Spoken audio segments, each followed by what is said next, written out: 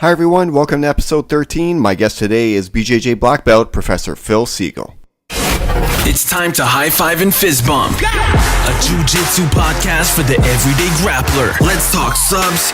Let's talk positions. Let's talk dominating the mats. Welcome to the Let's Talk Jiu-Jitsu podcast with Raymond Terrence.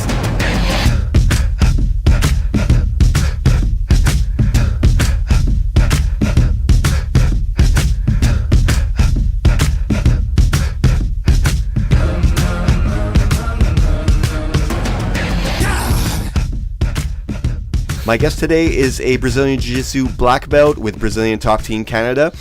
He is also a referee and a very knowledgeable black belt. I'm joined with Professor Phil Segal and also my co-host Bryan Vieira. Phil, let's talk Jiu-Jitsu. This is where you say something. Let's do it. Oh man, it's gonna be a long show.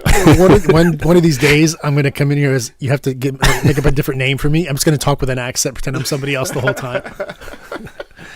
Phil, thanks for being on the show, by the way. No, thanks for having me. Tell us a little bit about when you got into jiu-jitsu and how you first started. Yeah, for sure. Well, I'm really old school jiu-jitsu in Montreal. When I started, there were no jiu-jitsu academies at all. There were zero.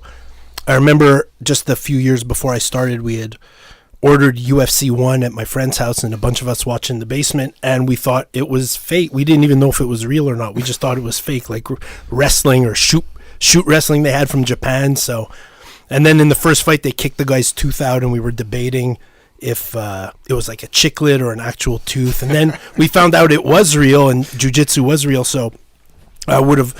everyone, like all my friends wanted to learn it, but there was really nowhere to learn it. And then I was working downtown in a building, and some guy was like, I train grappling. I'm like, oh my gosh, can I go? The guy's like, the guy who teaches it, like, doesn't let anyone train. He has to interview you first. And I was like, oh, it sounds like a cult. Okay, but I'll go. So I went, and it was this guy, Angelo Exarchos.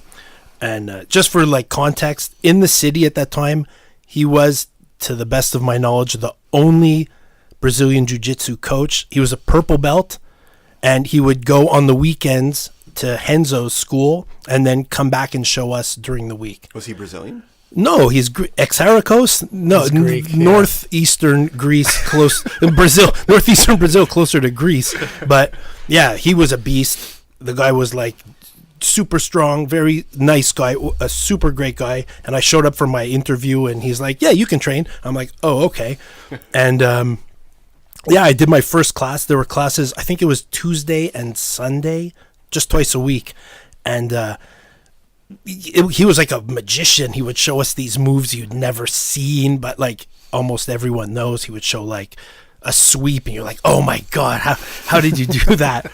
I can't remember. And I only knew one move because back then I had learned a move earlier when I was like in high school. I trained at a kung fu school, this like very underground kung fu school in Côte Saint-Luc that if you're from Côte Saint-Luc, you know about. It's called Kudoki, and it was basically like the Lion's Den with Ken Shamrock, but everyone is Jewish. I was gonna say that. Yeah. Jewish Brazilian jiu-jitsu. Don't you dare. But anyways, so I was super good with the Americana. That was like my one move. And the first class, we started sparring, and I was sparring with David Gigi, who's the coach of Gracie Barra Laval now, and he's the first person I ever sparred jiu-jitsu with. And at one point, I'm standing up, and he's on his back, and he's holding onto my leg, and he looks up at me. He's like, "Okay, dude, just tap. I got you." And I'm like, no, you don't. I'm good. He's like, no, dude, just tap. I have you. It's over. I'm like, no, I'm totally fine. He's like, yeah, okay. And he's like, okay, let's keep going. I'm okay. And he had me in a heel hook or an ankle lock. I don't remember what it was, but he cranked it, and I screamed. And I couldn't walk for 3 days, and my calf was like super bruised. And the rest of the week, I was like, oh my god, I have to learn how to do that. That was it. Starting at Angelo's like that. And how old were you when you started? I think 26 or 27. And then from Angelo's, where did you move to afterwards? Okay, so from Angelo's, we were training. He had an office. He had an import-export business, and in the basement there was a kung fu school, and they had mats. So we would train there when the kung fu school was closed. And there was like a picture of their sensei on the wall who looked just like Jason DeLuca from those Gracie in Action videos, like the kung fu guy who would get like mounted and slapped out like every fight. So we trained there, and then we started. Too many people started showing up. When I started, there were like maybe 10 guys, and then more guys started showing up, and all the old school guys from Montreal were training there. There were really only 2 schools I remember who were training at all: us and KJS. And so like you're talking about before there was any MMA fights here, so all the guys were training like that. They wanted to do MMA. So and this is all before Fabio. Oh, came to Canada. Are you kidding? This was a century before anyone showed up. Fabio Hollanda from BTT, by the way, right? Yes. I forget that there's people that listen that don't we know. take for granted that we know who everybody is. Yeah. So from there, we were looking for somewhere else to train because people started coming on. More guys started coming on. And like Dave Oiseau showed up and started training, and Faraz showed up, and there were like a lot of guys. We needed a bigger space, and we moved to like this bodybuilding gym in Laval, and that didn't work out. And then we moved the program to TriStar, which is how that started. TriStar was just a kickboxing gym at the time.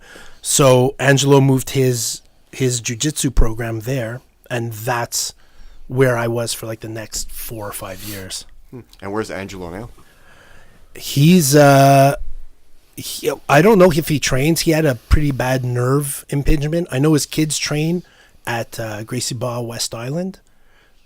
And I don't know. I don't know if he trains. Sometimes he would train at Dave Oiseau's gym. I see pictures on Facebook. He's an outstanding guy. Like if you ever meet that guy, like he's just a super nice guy. And so he's around. He's around. I run into him sometimes. He lives on the West Island. So. Okay. So wouldn't you maybe know his kids then if they train at the... Well, now that you mention it, now I remember seeing a guy once whose name was Angelo, and he brought 2 kids. Okay. So he was like he's a stocky guy. Yeah, he's strong. Yeah, that guy is strong. He's like Masoyama from karate, where they like punch the bull and the horn like breaks off. He's super strong. Yeah, very athletic guy. Yeah, I remember he was driving a really nice car. He has a very nice car. Yeah. He has a. I don't get misquoted. I don't want to get misquoted on this, but his company is pretty successful. It's like he does collectibles, like comics and stuff like that. But it's pretty big. So yeah, if I ever get fired, I'm gonna call in a favor. So how long have you been teaching now?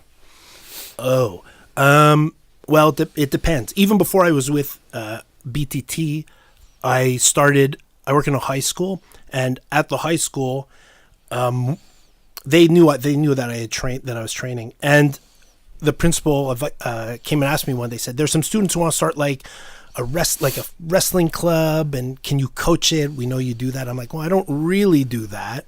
Not really wrestling. It's grappling. It's like wrestling." They're like, "Okay, well, I can do that." And she's like, "Okay, well, what's the difference between that and wrestling?" I'm like, "Well, you sort of wrestle and you try to make the other person give up."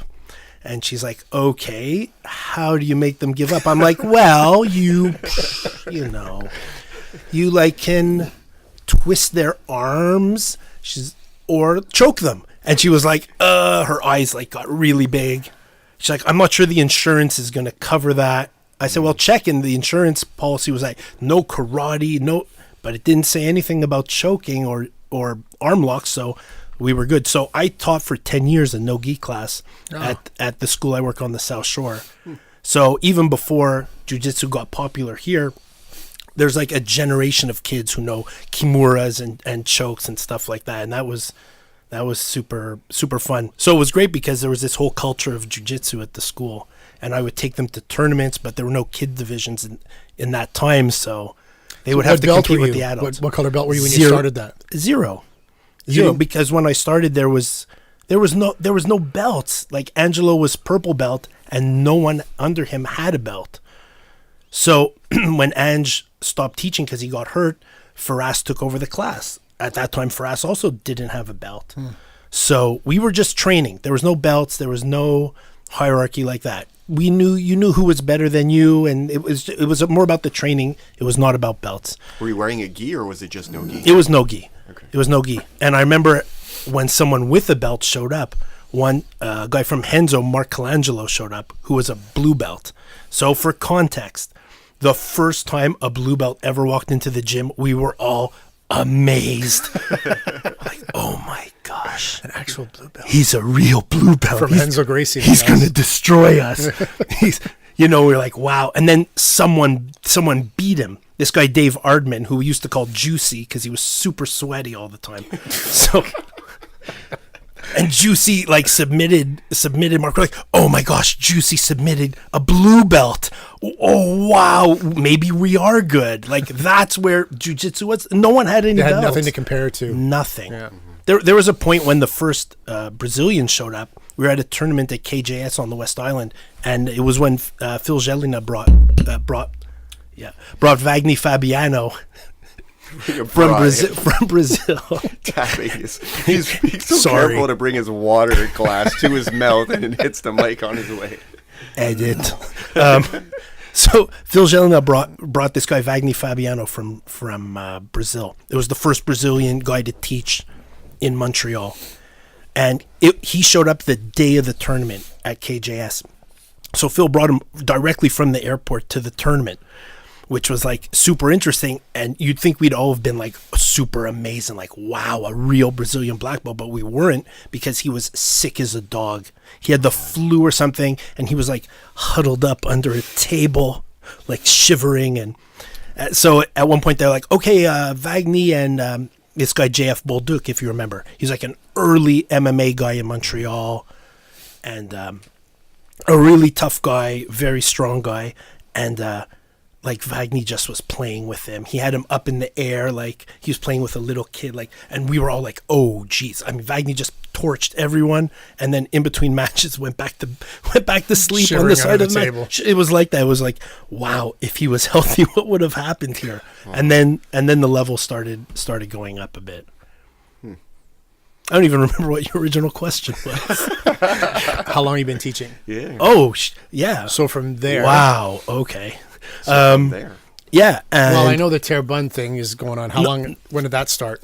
Okay. Well, yeah. Terrebonne was, I was a purple belt when I started in Terrebonne.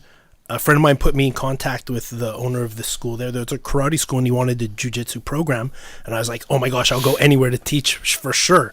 So I showed up and, the guy just wanted to learn jiu-jitsu himself. So he had a class. He never really cared if anyone came or not. I mean, yes, he would like people to come to the class, but it was really about him and some of his students. So, yeah. So in his own school, the guy, his name is John Milo. You can look him up. He's a very decorated karate fighter, point fighter, kickboxing. You see,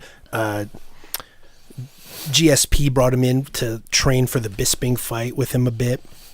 Super accomplished athlete, and put on a white belt and said, okay, I'll learn.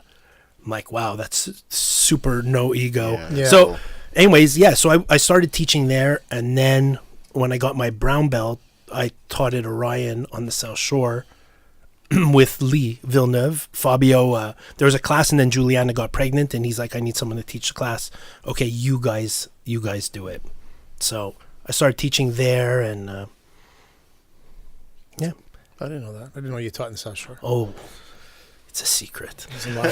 No, and then it got bought out by the guy sold it to TriStar. I don't know who owns it now, but yeah. I just saw today that Lee Villeneuve is now the co-owner of that Belleuil gym that he was training out of. But wasn't he always? No, I don't know. There was a post today that him and this other woman that does some type of conditioning. Yeah, I saw that. There was an announcement that they're now the co-owners or something. That was pretty cool. Huh. Yeah. Interesting. Yes. Did you guys see the Herber Santos and Pena situation. The Habib jump? The Yeah. Habib jump. Yeah. Did you see that? Yes, I saw it. And Embarrassing. it's crazy. I was having a conversation with somebody this past weekend about how some people can be so good at jiu-jitsu. They're like amazing, like phenoms at jiu-jitsu, but upstairs there's something that's not And connected. he's just a dick. Yeah. It's so I thought it was crappy to funny see. how he was faking that limp. Like he was faking the foot injury, and then pew, he takes off after the guy. I was like, gee, his foot isn't hurting him anymore. Yeah. Did you see it? I did see it. Yes. Yeah, because I have internet in my house, so for sure I saw it. I saw it. they announced today that they were banning him from that event, so he'll no longer be welcome to that event. Do you think any good could come out of this moving forward? You know, someone like going that drastic in an event and just jumping it. Obviously, there's nothing good about running off of a mat and punching someone in the face. But do you think this is going to become more common as time goes by, and that we're going to lose the whole like more traditional sport aspect of it, and there's going to be more maybe hotheads coming out of jiu-jitsu? Or No, I don't think it's related at all. Well, I remember back in the old days, there would be these tournaments and stuff in Brazil, and there would be riots, and guys would be they had MMA events, and guys were getting stabbed. This doesn't Sure it sound wasn't like soccer that you're this watching? doesn't. Yes, this doesn't sound. This sounds like that old school mentality where it was just who's the toughest, and if you're gonna make a problem, we'll take it to the extreme. Mm-hmm. Yeah. it's probably just a one-off then. Just a hold on, Yeah, I don't think it's a trend. No. Nah, Hopefully I think not. it's probably. I mean, he's been there for a while, and I think it was just inevitable for it to happen eventually at some point. With him specifically. Yeah, with him. Yeah, he's pissed off so many people. Yeah. Okay. I asked on Facebook for people to send in their questions so that way I can do a podcast, a Q&A podcast. Oh, cool! What a great idea. Yeah, it's a great idea until Phil decided that he wants those questions and he wants to answer all of them. So I don't know what I'm going to do for my next podcast. That's supposed to be a Q&A, but I listed a bunch of them on paper and we can go through a few of them. Oh, yeah. So first question, and I was actually going to name the people that sent me the questions. As well you should. I totally did not do that. Oh, so no. anyways, so Mr. So-and-so said, how many times a week should I train BJJ? I think I didn't tell you they were amazing questions. I didn't tell you they were well thought of questions. I just said 28. 28 times. 28 times. anything more than 0 is an improvement, and then the bigger the number, probably the better you'll get faster. Is there such a thing though as doing too many classes Well, during the it week? depends on the person. We don't know about Mr. So-and-so. Is he 23 years old? Is he a super athlete? Is he 75 years old? We don't know. Does he have like health problems? Mm-hmm. Does he work nights? Like, there's a lot of. When I started, it was 2 times a week. You could learn it 2 times a week. You could learn. Because I think we were talking about this before the show started, because on Facebook, someone had posted in one of those BJJ groups, are there any instructors out there that could send me your belt requirements? And believe it or not, there are a lot of instructors who sent over official belt requirements from their school. So whether they were the instructor or they were students, just kind of sending it over. But I think in the one that I sent you and the other ones I got, on average, it was pretty much the same thing. It was train 2 times a week, which equals X amount of classes. Yeah, 2 to and 3 times a week. Yeah. 2 to 3 times a week. Well, the one that we looked at there for purple belt was like 360 classes in 3 years or so. So it's like an average, give or take, depending on the instructor's, the way he thinks the person should advance or not, I guess. So you just do the math, and it comes to about 10 times a month for 3 years. It just seems so arbitrary. What are your what's the guy's goals? Mm-hmm. Do you just want to do it for fun? Do you just want to learn a couple of moves? Like, do you want to compete? Do you want to be a world champion? Yeah. If only we knew more about Mr. So-and-so. Well, you have to answer the question, I guess, with the same context that he posed it. So Sure. it's like, if it's just, the average person getting their belt and advancing at the average rate, that's what it is. Mm-hmm. It's about 3 years and about, 10 classes a month, I guess. I thought about it in a way where there is such a thing as training too much jiu-jitsu, and I just took that from personal experience. If I do like 7-8 classes a week, when I do those, I'm fried at the end of the week, and all that information that I thought was sinking in just goes out the window. Well, like you said, it depends on the person, your age, yeah. everything. You like me and you, that's for sure. I can't do that. I can't even train 3 days in a row. Yeah. Fuck. I feel like I'm destroyed after because I'm older. But look at, Brianna or, other guys plenty of them that train every day. Well, the Meow brothers were like living in the gym for 4 years or like so something. many people These guys, sleeping there. They didn't and leave. Just like... When I first started jiu-jitsu, that was like the dream. I was so addicted to it, where I was like, it'd be so nice just to like quit my job and do this. And then I got laid off, and I was like, this is the perfect timing. I'm totally going to do that. So I started doing it, and for 6 months, I was training every day, twice a day. And I realized after 6 months that it wasn't something I could go long term. It's not to sustainable. do. No, it just made For sure, not my age. I mean, I'm 38. It wasn't going to happen. Maybe somebody in their early 20s could do it, but at my age, it was just impossible. And there was no. I wasn't. I mean, I don't want to say I wasn't getting anything out of it because I was progressing really well. But again, I was getting to a point where it was like, you're a blue belt, and it's like, okay, you can show me everything in the world, but to a certain point, my head's just going to be like. And for the person who thinks that, if I train 2 to 3 times a week, most of the time twice a week. Sometimes if I get in a third day, it's great. I do occasionally. But if somebody who trains twice a day, now if you do the math, that's training basically like 10 times more than I do. They're not going to get their belt 10 times faster than I will. Why not? It just doesn't happen. Why not? I don't know. Maybe you can tell me. I think they will. I don't have the answers. Maybe I think they should. I think some people do. You think that some people do? I think depending on the academy and the professor, Yeah. someone who trains more, Oh, they should get it somewhat they should get quicker. it quicker. I just don't think that it's not an equation like, okay, if I do it this many times, I'll get it this much quicker. You just said it was an equation earlier. I said it was an equation? No, I said what the guy You said on posted. an average 3 times and things. Excuse me.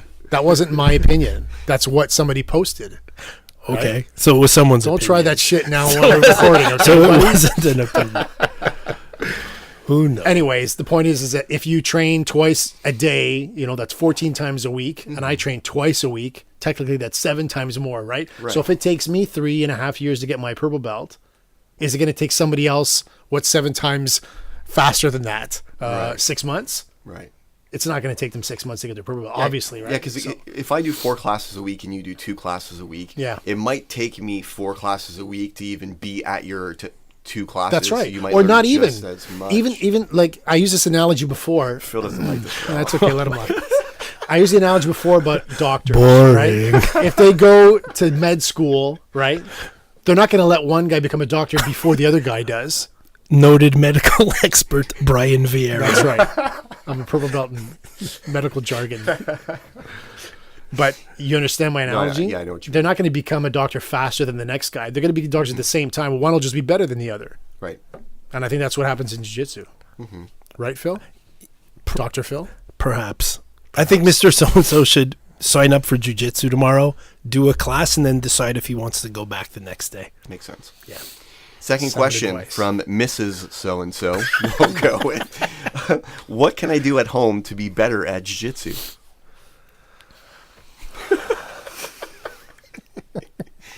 I never said they were amazing questions. You said you got tons of questions. I did. I didn't say. And these are the ones you picked? I didn't say the quality of them. You can rest. You can eat. You could talk about jiu-jitsu. You could listen to podcasts. You could watch jiu-jitsu matches. Do you watch a lot of jiu-jitsu matches?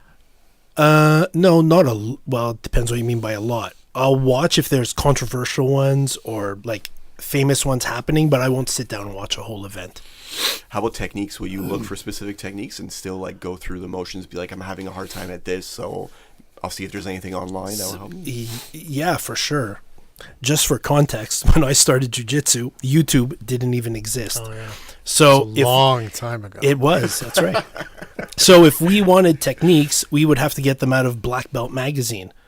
So like John Lewis, like one of the first American black belts who fought in extreme fighting and stuff, would show like a sweep. So there'd be a picture of a guy in his guard, a picture of him with like his knee on the guy's chest, and then him mounted on the guy, and they would say, "Oh, there's the sweep," and we would try to figure it out, and we couldn't. Of course, we couldn't. We had versions, and they were all terrible.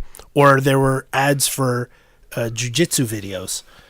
but there was no social media, so it's not like now where you could see like, secrets of 50-50 or how Craig Jones does heel hooks. It was much vaguer. There was one company that made them. It was called Panther, and they made all the martial arts instructionals, all the karate ones, the Tai Chi ones, the Aikido ones, and they had the Jiu-Jitsu ones too.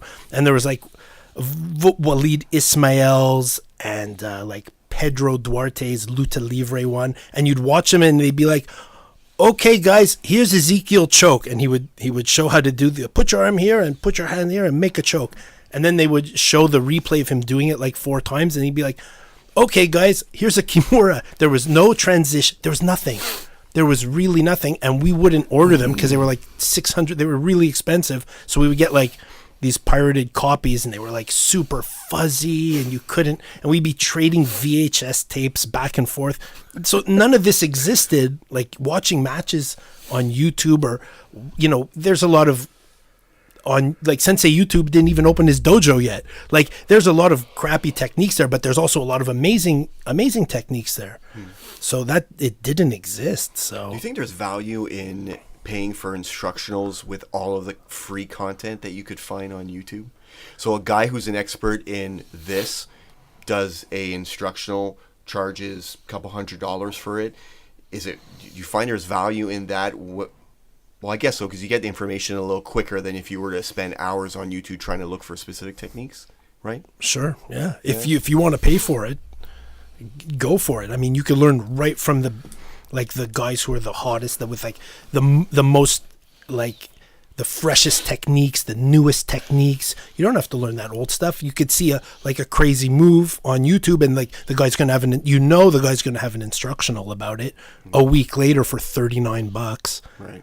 Digital download. Why not if you have $39 lying around?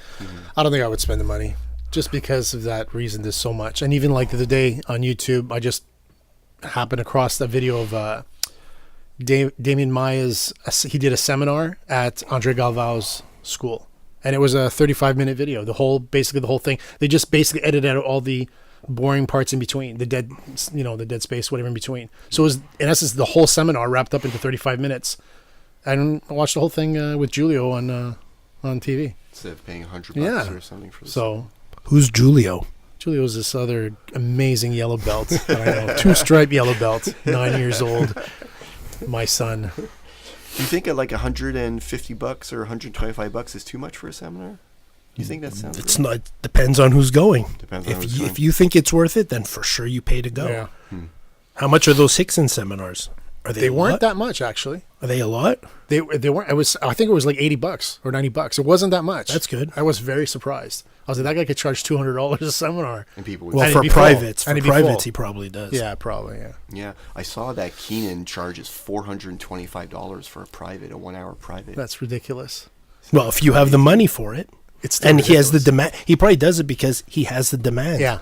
So, I think it's amazing because at You least can these make a guys can living. make a living with it. Yeah. That's true. Next question. Oh man, he's gonna hate on this one. How can I remember all the techniques I'm taught in BJJ?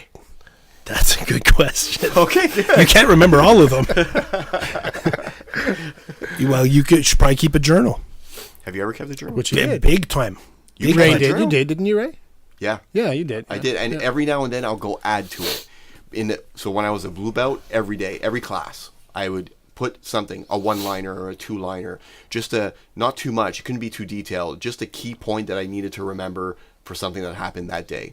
So I did that almost all through blue belt, and then after that at purple, it started me like every now and then, like whenever there was something really major, I'd be like, okay, that's worth it. It wasn't every class, but I didn't know you kept it. Well, not when I was at BTT, but before, because there wasn't like a written curriculum. It wasn't organized that way. So the only way to keep the information was to write it down so you could remember it. So when I started, I was writing I have it somewhere, a journal, like how to do a triangle choke, like put leg over. You should reread that one.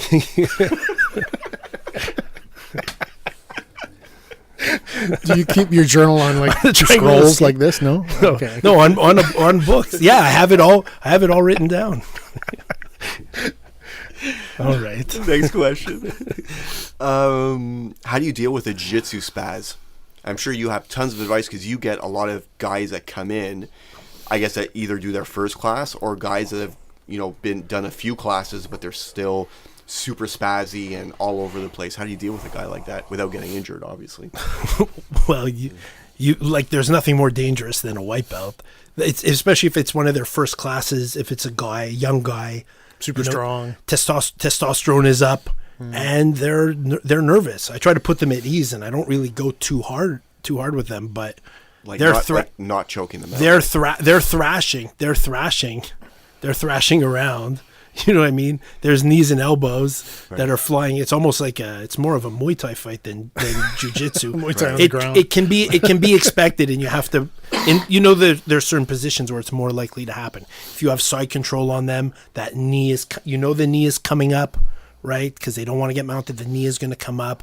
There can be elbows from the top. You just sort of protect yourself, and I don't really take it that personally when it happens. Mm-hmm. You can expect it. And usually they calm down after a few classes anyways, right?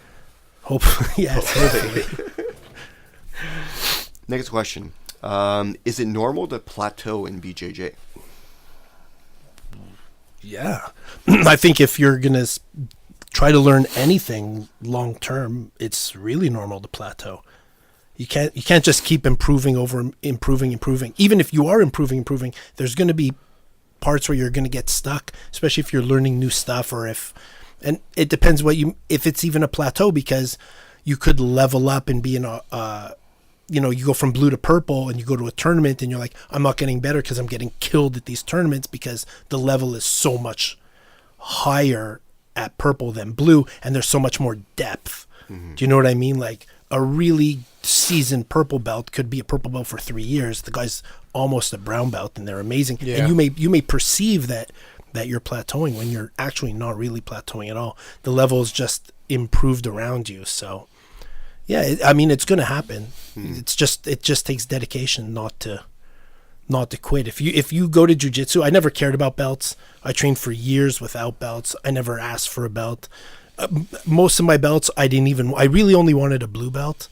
And then every belt after that, I kind of got nervous. I appreciated getting the purple belt. And then I felt nauseous when I found out I was going to be promoted to brown belt. It made me nervous because when I started, a brown belt was like, it was a god. It was beyond a god. When I get my belt promotion, I just go fishing instead.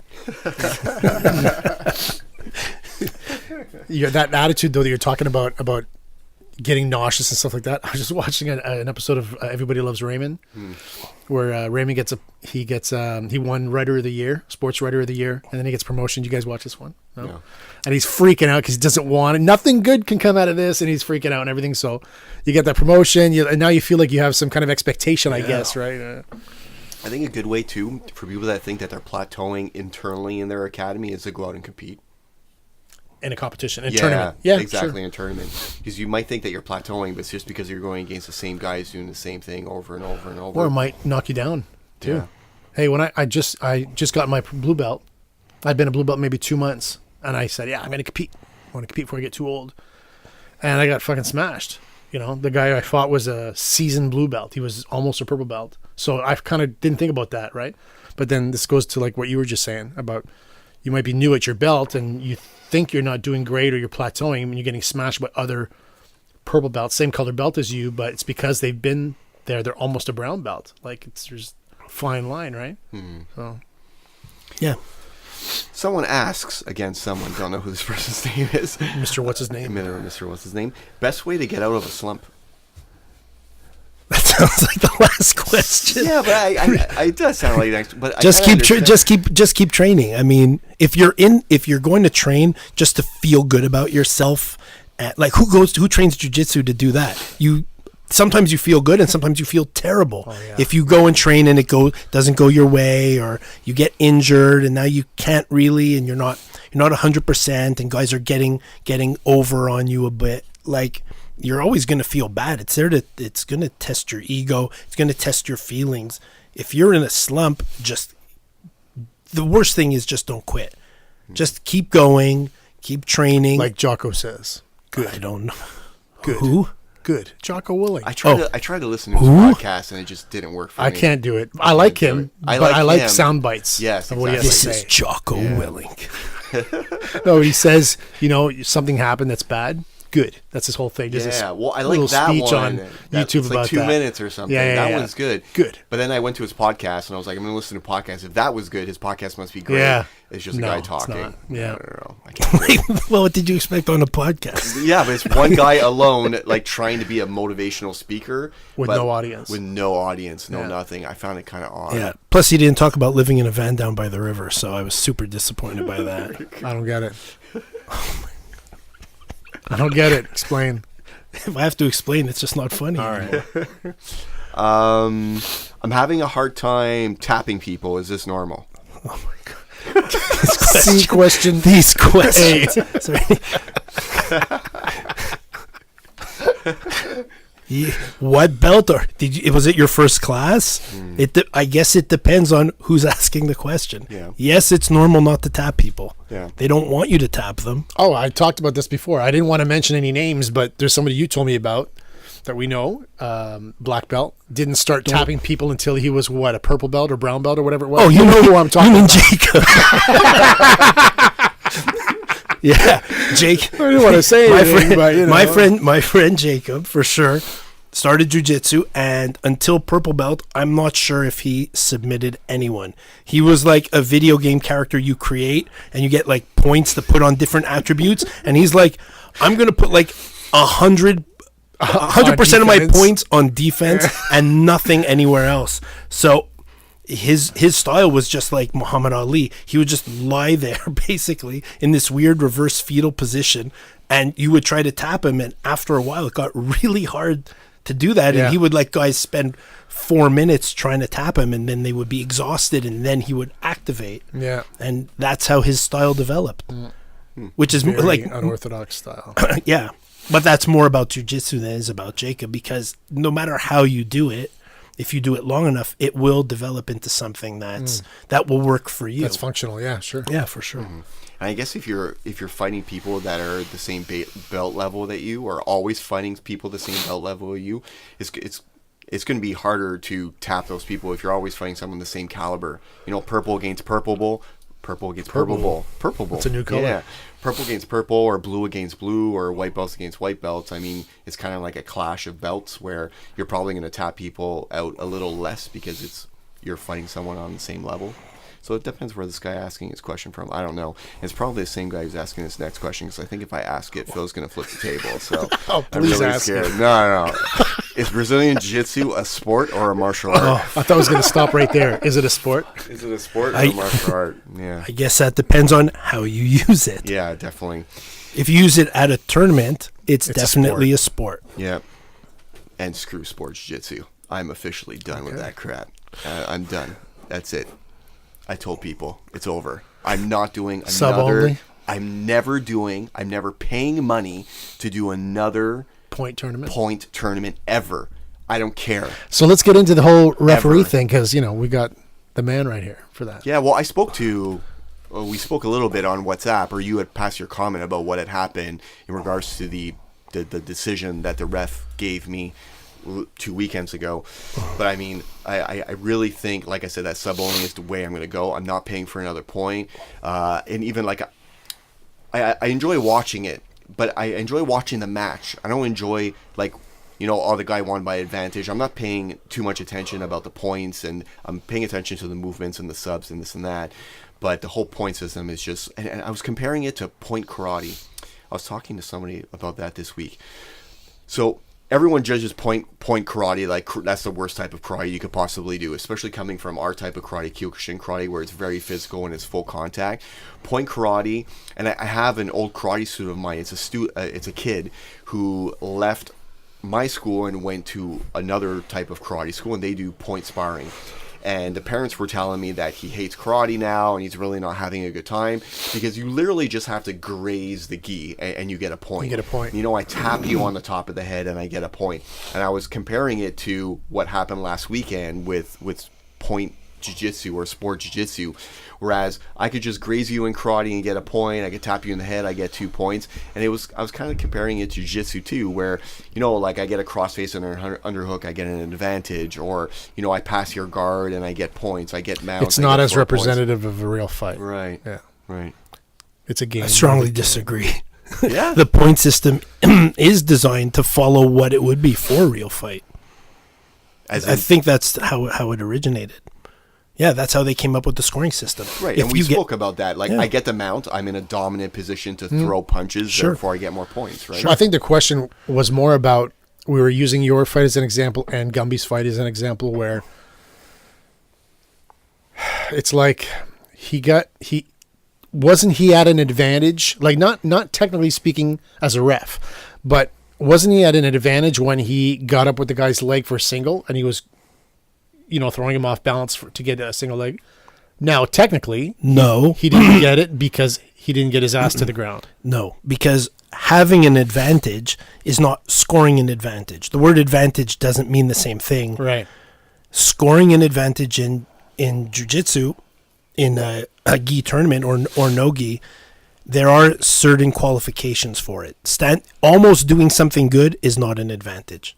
There are specific things where you can score an advantage. You can have the advantage over someone by being bigger or moving faster, but you don't score an advantage for that. Okay, so then let's say, example, Fred told me for the single leg, he said if his ass would have touched the ground even for a second and back up again, he would have got an advantage. Is that fair? Is that fair to say that? For a sweep, yeah. Or for a single leg takedown is what Gumby was trying to do. If it started on the ground, yes. Well, then it's not a takedown, it's a sweep. Even if he's up there for a while holding his leg? If the grip started on the ground, it would be a sweep. It doesn't matter because it's 2 points anyways. Right, okay. But the grip starts on the ground, then it's a sweep. But no, it would be like saying you got a single leg in standing and you couldn't take the guy down. He never got his butt to the ground. He never even fell over. Yeah. And then he got his leg free. Should that be an advantage? I got you. No. No, I understand. Yeah, okay. But then you said in the chat there, you said a Kimura grip does not constitute as an advantage. No. Okay. But it's being the aggressor. Yeah, does that not count for anything? Of course it should. If the score is 0-0 or it's tied, the referee should decide based on who is controlling the fight, who is more active. So then, maybe an armbar attempt where the grips aren't broken doesn't score an advantage. But if you got a few of them on someone, for me that would count as you trying to finish the fight. Yeah. Because you see a lot of matches of people being on top in top half, and they're not doing too much, right? Like they weren't successful in passing. Yes, they'll try, but I mean they're definitely not the aggressor. But the guy on top seems to always win in a 0-0 match. Depends on was he trying to pass? Was it more about him trying to pass and the guy on the bottom trying to hold the position? Then for sure he should. If it was the guy on the bottom trying to sweep or set up grips and do that, and the other guy just trying to control the guy on the bottom, then the guy on the bottom should win that. What's trying to pass for you?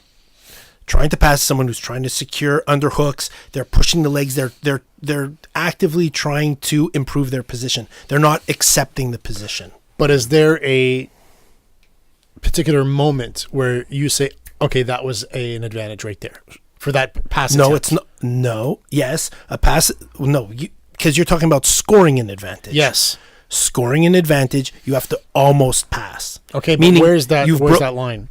Well, you have to be outside of the guy's guard, but you could not hold the position for 3 seconds. Oh, I got it. Okay. He's able to re-guard or whatever. He puts a guard back. Okay. You pass, he goes back. Okay, advantage. So let's not say you pushing on his legs. No, I got nothing it. happens. So then let's go back to what you're saying. Let's say, not talking about scoring an advantage. Let's just say what would help sway your decision towards that guy. How far would he have to get with that pass attempt? Activity. He's actually trying. Just trying, pushing on the knee, not being able to get there, but constantly trying. For sure.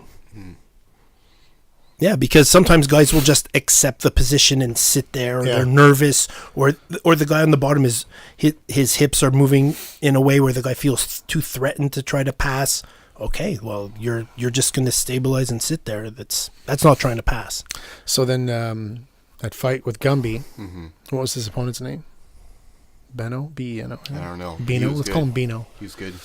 He was active like crazy, right? He was constantly moving. Yeah. But he just couldn't get it. He was getting frustrated at one point Yeah. because he couldn't pass. He couldn't get past Gumby's legs.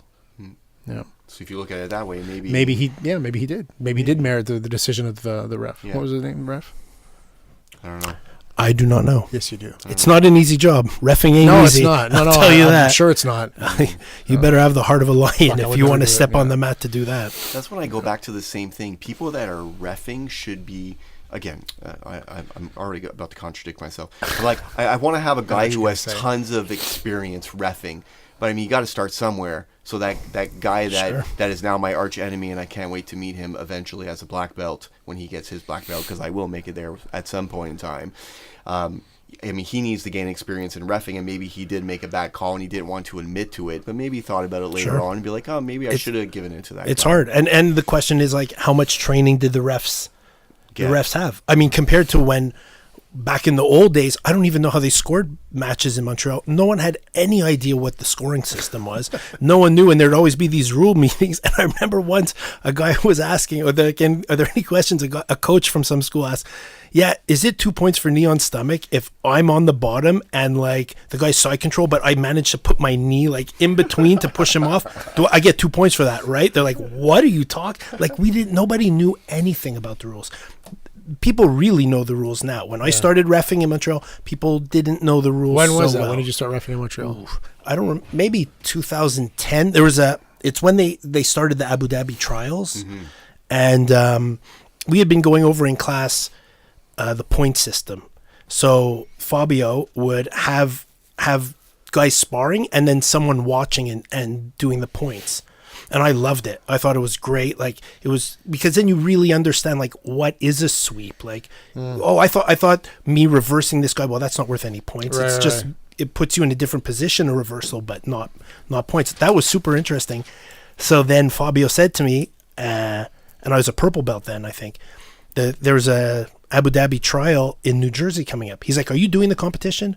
I'm like, meh. He goes, if you don't do the competition, you're going to ref. I'm like, okay, for sure. Okay, I'll try it. Why not? So we go down. We all go down. And then he's like, okay, go to the refs meeting over there. So I show up for the refs meeting. There's 10 other refs, all Brazilian black belts, all have their own academies, all have worked for IBJJF for years. There was like this guy, Daniel Tavares, if you check, the guy's won like every tournament. He's super good. Reginaldo Almeida was there, who's the guy who just gave Dave Mustaine his blue belt. If you've seen that picture of Dave Mustaine from Megadeth, that's the guy. Oh, yeah. And Fabrizio Medici was there. He's like a pretty big ref for who trains a lot for IBJJF. And I show up and I had just gotten my brown belt and I was like, oh my gosh. The refs meeting was like in Portuguese, and I'm like, oh, okay.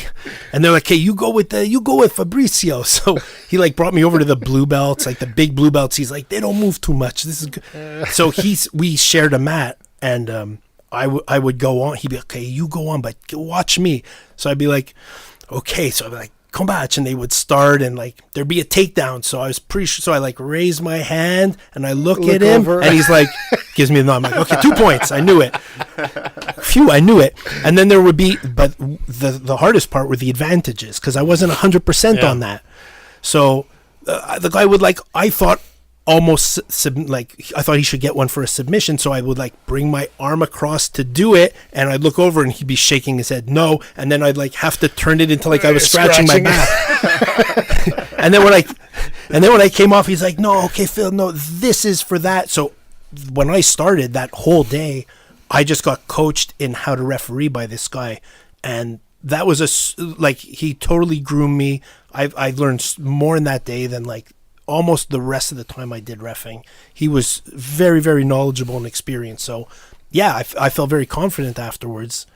And then I did other certifications. I did all of them at the time, and I ref for everybody. So. And does that still interest you? Do you still? Oh yeah, I love it. I love reffing. It's great. Like to be like that close to it, to see how intense it is. You hear it, and you can really like appreciate the moves, and it's as close to the action as you can get without having to get like you're demolished, which I'm not interested in. But yeah, so I love it for sure. If there were more tournaments in Montreal, I would do them for sure. Fred told me that you're harder on BTT students when you're reffing them than anyone else. Totally false. I'm not harder on There's a rumor that I am. Well, there's always rumors about everything. There's a rumor that I'm pro BTT. I'm anti BTT. There are certain schools where, like, I have a hierarchy. I prefer 10th Planet over Waza Dojo. It's not true. It's not true. When I ref, I show up. They're paying me. I don't care what team you are. I do not care. I'll score the match the way I see it, and I raise the hand of the person who won. And anybody who knows Phil knows that he's telling the truth. Yeah. When I ref, that's something I take extremely seriously, because if my integrity is in question, then the tournament's integrity is in question, then the whole sport's integrity is in question. I'm just not interested. I would rather give a match. I would rather just not do it than to jeopardize that or to delegitimize it. Would you ever open a conversation to a competitor who wants to ask you why you scored this or why you scored that? Are you open to that, or are you more like, that's it, I refed, I'm done? I mean, listen, yeah, when it's over, if you want to grab a beer, we could talk about it. Okay. But if it's during the tournament, not really. All questions go to the head referee, and the head referee will talk about it with you. I've been the head referee, and there's always complaints. Head referee. There's always complaints. I did a tournament with a friend of mine, and we went. It was a Grappler's Quest in Toronto, and so he's reffing this match because, look, you try to do as good a job as you can, but there's always going to be situations that come up that you cannot be trained for. You just learn on the job, right? Where these two guys, he was reffing a match, and one of the guys looked up at him and was like, I'm going to throw up. Now, normally, you just shouldn't say anything as the ref. What happens. But my friend made a mistake, and he's like, well, then throw up. So the guy gets up, runs off the match, and throws up. But if you've trained, if the guy throws up during the match, it's a DQ. The match is over. So the guy finished throwing up, and he comes back on the mat, and he crosses his arms. He's like, you're disqualified. He raises the other guy's arms. The guy goes nuts. You told me I could. So he freaks out, and everyone in his school and his coaches freak out. But this was not a school that I had heard of. This was Dog Pound MMA, and dog is spelled with 2 G's. And they were very, very big, and there were many pit bulls on their team logo, and they were not happy, and they gave him the gears like crazy. I thought we'd have to get escorted out. They were ready to really teach him a lesson, and then you learn. Yeah, you can't say, okay, then go throw up. The guy just has to throw up. So if he would have thrown up on the mat, it's a DQ. DQ, right? Anyways, yeah. So either way, he's DQ. But situations like this can happen. There was a match at one of the Abu Dhabi trials here, where it was a women's match, and one of the women during the match, she's underneath the mount or side control, and she just starts screaming, "Help! Help!" like that. So I'm like, whoa, okay. Wait, my wife was in that. I'm like, what the fuck? I didn't know that. Jeez. I'm like, okay, stop the match. It's over. You scream help like that, the match is over. That's a tap. I don't know. Yeah. It's over.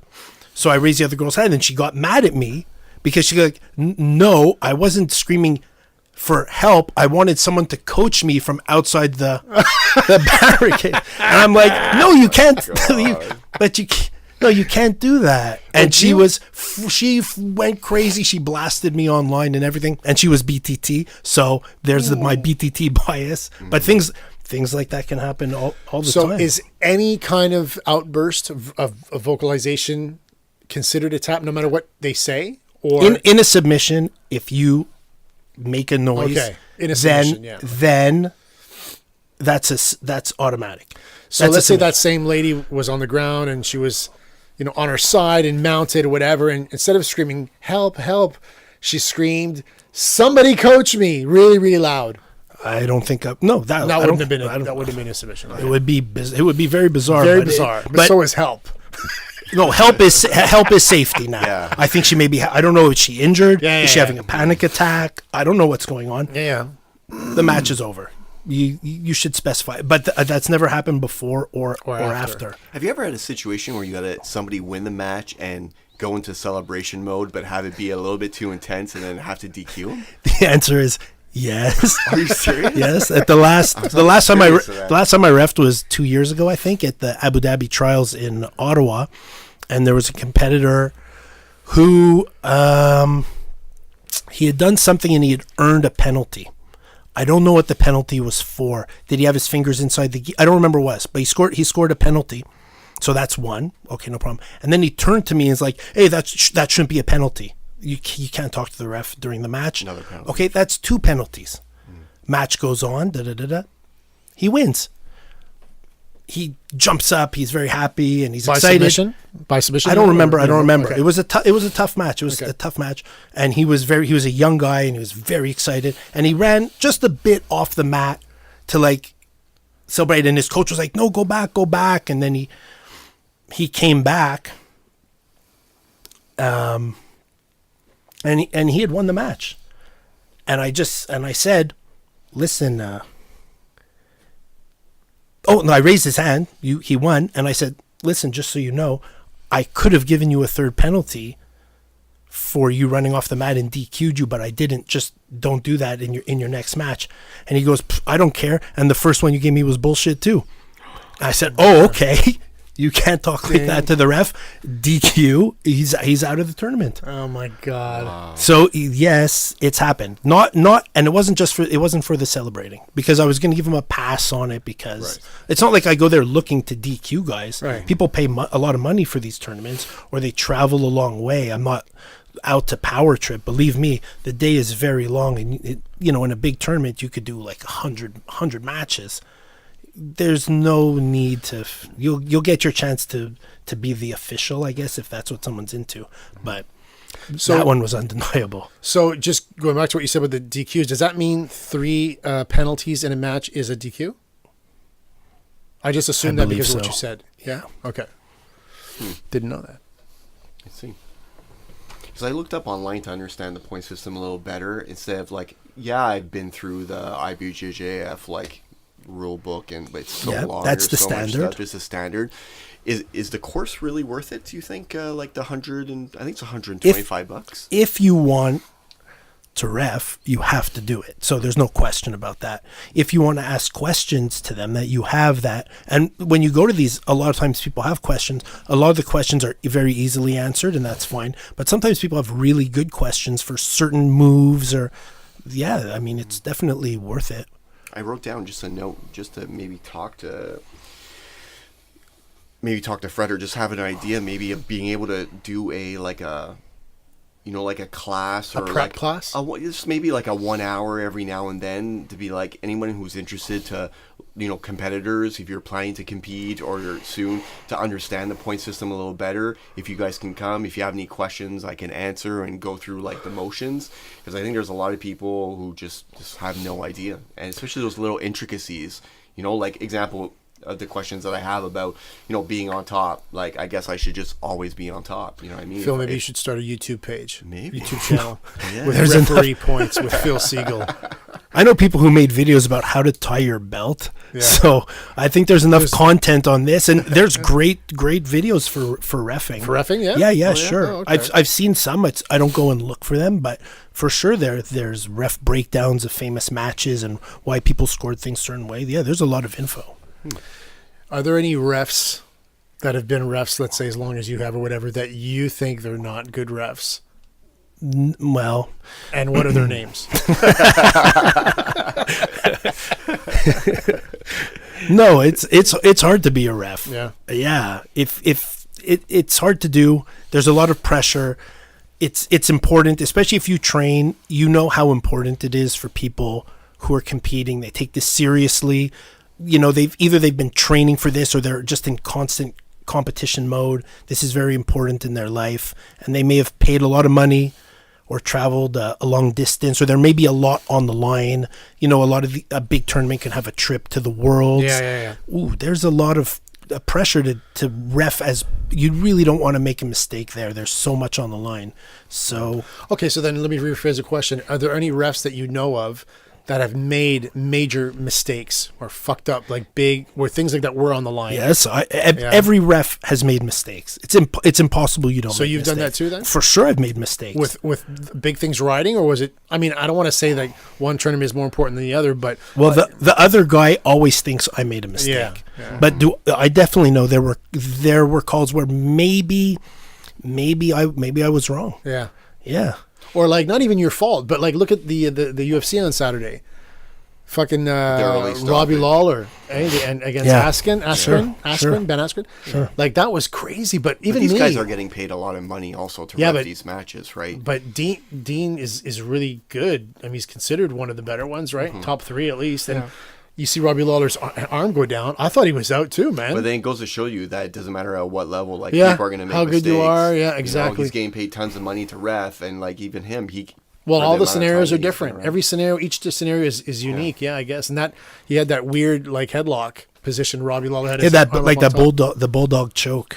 Now, is that what it is? Bulldog For choke? sure, yeah. That's how Carlos Newton beat Pat Miletich back in the day. You guys are just young punks. You don't know about the old school UFC, but Carlos Newton won the belt like that. I'm pretty Off sure. Pat Miletich. Pretty sure he's got a headache though today. Yeah. Man, You that think? guy got slammed on his head. So Oh yeah, hard. Ben Askren got slammed big time. Well, it's funny because what I found interesting about it, and look, the guy's arm went limp Right. for a second. Okay, he rushed in, he saw the guy was out, and then he came to, and like, well, okay, no, but as soon as Askren let go of his arm, Lawler was up and it like, can what happen. are you It can doing ha- it right can, away? It can happen. Yeah. It can happen. But in the second he saw that the arm went limp, I think in the He was ref's out. mind, I guess Apparently, he thought asked he him was 2 out. or 3 times, And he too, didn't respond. and he didn't No. Yeah, but then one of the commentators, I don't know if it was Joe Rogan or the other guy, said, "Well, when you got an forearm across your mouth like that, it's not too easy to talk." So that could be part of it too. I just think it was just a domino thing where there was so many things that just weren't working for that scenario, and I don't think it was his fault at all. I saw it the way he did. no. The only thing about it, Yeah. because I know in his mind he saw it, he's like, oh, he's out. I have to break this up right now. Right. The only thing that I thought was interesting with that is that earlier in the fight, after Askren got slammed, and he ate like 3 or 4 direct bombs. Oh, yeah. huge bombs. He did. I'm like, oh, he's going to stop it for sure. Yeah. And he let it go, Yeah. and then Askren kind of recovered. Is that when the guy's eating shots, and I thought looked defenseless for at least 3 or 4 of those, he let it go there to see what would develop. Yeah. And then when the guy's eating like punches, each one is removing like 5 IQ points. It's, concussion. The guy was probably on another planet. And when the guy's arm went limp from a choke, he felt he needed to get in there right away and stop it. I mean, it's just a choke. Just let the guy go to sleep. What's going to happen? Let him fully collapse. There's no debate. If someone doesn't want to tap to a choke, He even grabbed his arm, He did. but it didn't go limp. It just kind of But it like was still floppy. It looked floppy. ish. Yeah. Yeah. yeah, but you're like I told someone, it's not WrestleMania. He doesn't have to lift it 3 times, and on the 3rd time, Lawler Mania runs wild on you. He had the arm looked like he was out, so he stopped the fight. Yeah. It's just a choke. Everyone's First time been I've ever choked. seen that, like something like that. Yeah. But every event now, every UFC event, there's something. It's not like before it was every now and then. Now it's like, you're guaranteed to have some Scandal. pretty bad fight or a scandal or like a bad decision or anyways. There were bad fights. I think there's always been that. There's always been bad fights. It's hard to be a referee, especially in the UFC. Yeah. Wow, there's a lot of pressure there. Can you imagine? There's a lot on the line there. So What did you think of the Jones Smith fight? Just boring. Yeah. Did you see it? I saw round 1 in 5, 2 to 4. I was 2 to 4. I was asleep. Nodding off. I swear I was asleep. Yeah. Yeah. Yeah, boring. Yeah. Yeah, whoever picked that fight wrote in the first 5 questions you asked them. Probably. What do you think of refs reffing tournament and also competing on it. Good for them. You think it's good? Yeah, man, good for them. If they can do it, good for them. Yeah, why What's not? the real question, Ray? How do you feel about refs reffing a match between someone from their own school that they train with all the time, their training partner, against another guy? Do you think that Phil does it all the time. I've done it 1,000 times. Yeah. I've lifted the other guy's arm all the time because it's not about. It's not that I'm happy for people from my team if they win, but it's not important to me that they win. What's important to me when if I'm getting paid to do it. If I'm coaching, then it's super important. But if I'm reffing, I do not care. No, not everybody feels the same way. Well, that's not everyone is like you. So not everyone feels the same way. Oh, you mean other referees? Other refs, they don't all feel that way, right? So what's the? Do you know what's the solution? Someone makes a federation, a referee federation, and if you host a tournament, example in Quebec, Ontario, or wherever in Canada, you have to get your refs from there. So there's a pool in Ontario, there's a pool in Quebec, there's a pool here, and you have to go to the federation. But would you go as far as saying that they can't ref someone from their own squad? No, I would say no, because you find the right people to do the job. Yeah, you're talking about finding refs that don't train. Good luck. No, but there's got to be more refs like you who are, I'm paid to but do you a can't, job. Yeah, but you can't speak this. You don't know what's inside someone's head or someone's heart. Until they show you their record. Man, there have been times where it was the finals to win a trip, and it's between someone from BTT and someone not from BTT, and I raised the other person's arm because, and it was a referee's decision. I have to make I have to give what I think about it, not what my emotions are. I would love to give it to the guy I train with, who I know, but I don't care if the guy or the girl doesn't. Is it easy for you to do that? What do you mean? Well, is what do it you mean easy? Some people might be able to do it. I shut it off. Yeah, I'm so telling some people you, might be able to do it, but it's killing me to do. It's hard to do, and people are freaking out in the stands. There's 3 or 4 coaches who are absolutely the worst. No, 3 are Brazilians, and 1 is not a Brazilian. 1 is not a Brazilian, and he has a different, because the Brazilian ones, it's always one thing. It's them going 100%, screaming, pure passion, and there are intense guys. Fabio has gone berserk on me. George Brito from Toronto has gone berserk on me. These guys go really berserk. But the one that not bugs me the most, that I like the most, even though it kind of bugs me, is Glenn McKenzie. I don't care how many people there are or how noisy it is. His voice is like a dentist's drill in my ear. No matter, I can just always hear his comments. He's always saying my full name for some reason. Phil Segal, I can't. Sometimes I'm trying not to. I don't want to laugh, but the things he's saying are funny sometimes. So, and I don't blame a coach if your guy is in there and they do a reversal. You should scream 2 points, ref. Are you stupid? That's what I would do, because sometimes it could influence the ref. There are refs who are new. They don't know, and they can be intimidated. Oh my gosh, that coach is, that's a big time coach. I did an Abu Dhabi here, and Megaton Diaz was coaching for his daughter, Mackenzie Dern. And when he's screaming at the ref, you're like, oh my gosh. Yeah.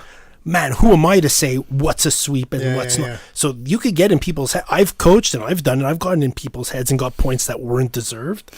For sure. If you're a coach and you care, you'll try to do that. To get that edge. You'll try to get that edge, for sure. So I might train actually at Megaton's gym. When you go... I'm going to go to Phoenix and I'm going to call him, or I don't know, maybe I'll send an email before or something. Yeah, send an email. Yeah, but I want to get in there with Charles, 2 last questions, because Brian has to go soon. Oh, yeah, it's true. Right? Oh, shit. Yeah, like 5 minutes. John's waiting outside at BTT right now. Yeah. To go to work. In the cold. Oh, he's texting me. Why do we start on our knees in BJJ? No reason. You could start standing. Who told you had to start on your knees? You mean when training? Like in class? During your rolls. Start standing? During practice? Yeah. You don't have to. Really?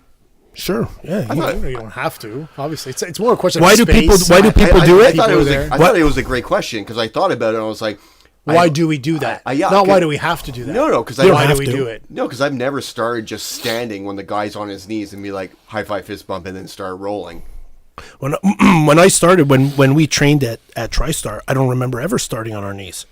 It was always standing. Maybe it's I don't know. Is it a Brazilian thing? I don't know. Sometimes when there's a lot of people, maybe you can't have everyone doing stand up if the gym is packed. I think it's more of that. Yeah. You know, maybe it's that. Maybe people don't like the stand up part. Maybe they just like the ground part and they sort of want to get to that. Maybe their skills aren't that good and they just rather start on the ground. Maybe they have injuries. I don't know. Well, when I'm on the mat and I sit down and some 25-year-old blue belt, fresh blue belt, is standing up and ready to, smack hands and fist bump, I'm like, just sit down, young fella. Like, I'm not going to stand up and blow out a knee, I got to work tomorrow. Yeah, like, but you could stay sitting while he stands up too. yeah, right? I guess. Sometimes I'll do that. I'll just automatically just pull and let him, try to pass or whatever, and that's it. Work on my open guard. I thought this was a mind. Is it a I don't know. I thought it was because I never thought about it. I was like, why don't I just start standing up? The guy wants to stay on his knees. He can stay on his knees and just have me start from there. I guess if the guy stays on his knees and you're standing, I guess that it doesn't take as much space probably, right? Because now it's just working on the pass. It's not about takedowns. But I think why don't we start standing Two both? people standing. That's more a question of space and right? Or what's stopping you? Yeah. I don't know why. If they're historically, did the Gracies learn that when they learned the Japanese jiu-jitsu, that's how you should start? I have no idea. But you could always start standing. Why not? Go for it. Cool. I'm going to do that tomorrow. Okay. Last question. Should I still go to jiu-jitsu if I'm injured? Yeah. When I started with BTT, after I switched from TriStar to BTT, I got a pretty bad back injury.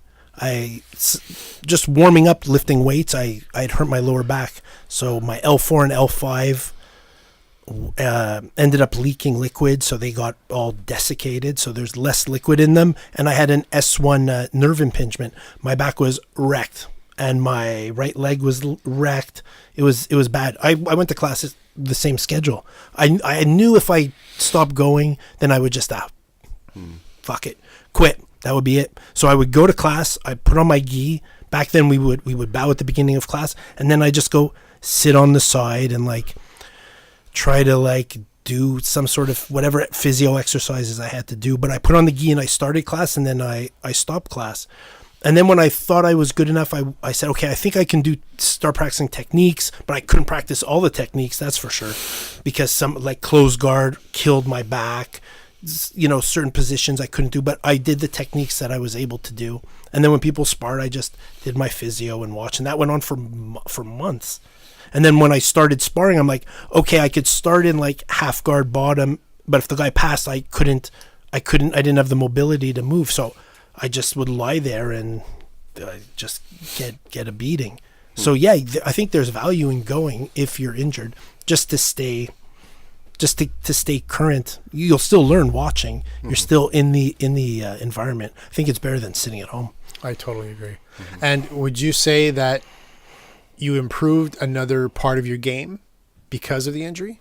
Well, no, I didn't improve it. I started doing half guard more because for the next year, it was really the only position that I could start in that wouldn't jeopardize my back. Stand up was forget about it.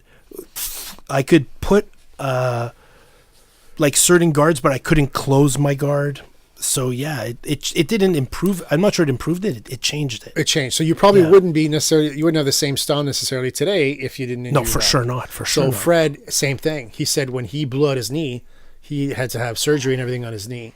He said, after 3 months, I think, maybe I'm wrong, but I'd have to confirm with him. 3 months, I think he was back on the mat. 4 months, 3 or 4 months after surgery, and he was just playing bottom half all the time. That's all he did. Didn't use his knee for another 3 months after that. Sure. So he said that part of his game just improved. I did the same thing when I tore my MCL when I had first joined BTT. And that was crappy because it took 3 months for it to even feel semi-decent. Right. But I worked things that I wouldn't normally work. I always worked being on top, and I loved being on top, but I couldn't do that with my knees, so I started working the bottom, and it worked really well. I think Charles mentioned something about tennis balls with his hands, too. Oh, yeah. You know? That's not about injury, though. No, but I was mentioning something we were talking about, like joint pain and this and that. No, you asked him about rolling with lower belts or something, didn't you? And he said sometimes he'll give himself a handicap. Oh, yeah. Putting that's his what it hand was. in his belt, fighting with one hand, using tennis balls so he doesn't have any grips, you know? I think it's stuff that he saw on YouTube, right, Charles? I think Henry Gracie taught him how to put the do bucket over his head like American Ninja. that. Chris Farley's the best. You know, Chris. It wasn't. I said Yeah. American. Oh, Ninja. I'm looking at Beverly Not Hills Ninja. You know Chris Farley. You bring up Chris Farley, but you don't know the van down by the river. No. Oh my gosh, embarrassing. I probably just don't remember.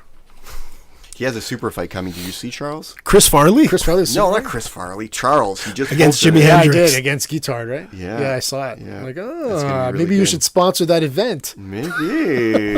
MFL. That's it for questions. Oh, sorry. You got questions? Speaking of MFL, I saw posting today with these two little kids. Yeah, I saw it. What is that? And how old are they? And why are they fighting? They're really, really young. They I look don't like know. they're What's MFL? Montreal Fight League. Oh, okay.